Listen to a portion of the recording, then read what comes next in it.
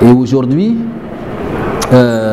une bonne partie de la population tchadienne s'adonne librement à un libre accès aux réseaux sociaux qui restent, à n'en point douter, un moyen d'expression et d'information.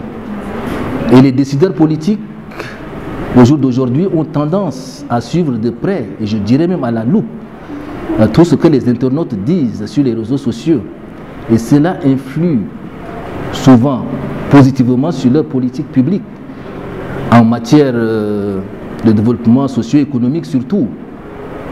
Il vous souviendra que parfois, les réactions des internautes, tchadiens surtout, amènent les décideurs politiques et publics à aller dans le sens d'une justice sociale, d'une justice équilibrée.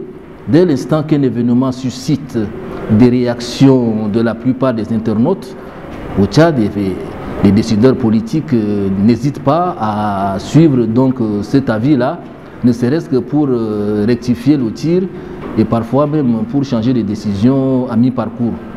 Et comme vous le dites si bien également, au niveau du pouvoir public, au niveau de la justice, et puis aussi oui, au niveau de la gouvernance, mais là il va de soi également que dès l'instant que les décideurs politiques s'accrochent à l'internet, aux réseaux sociaux, ils reviennent de temps en temps, pour certains sur leurs décisions, pour d'autres même pour réagir.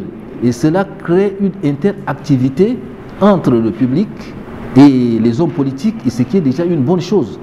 C'est ce qui nous manque aujourd'hui. Il vous souviendra que dans certains pays, même les chefs d'État ont des rendez-vous avec les auditeurs à la radio, avec les téléspectateurs à la télé, pour échanger pendant 1 heure ou 2 heures parfois. Et cet échange-là manque. Aujourd'hui, Dieu fait bien les choses.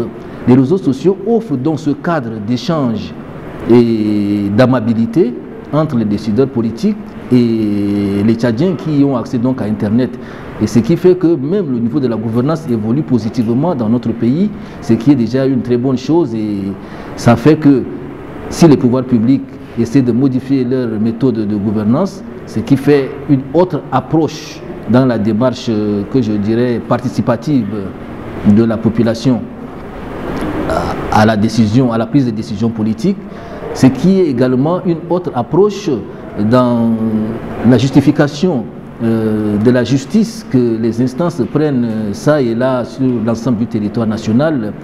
Il va sans dire qu'aujourd'hui, les réseaux sociaux offrent un cadre idéal et adéquat pour le rapprochement entre les internautes, entre le peuple, entre cette population virtuelle et les décideurs politiques. Il faut dire que, comme les réseaux sociaux, les journaux en ligne font un travail formidable.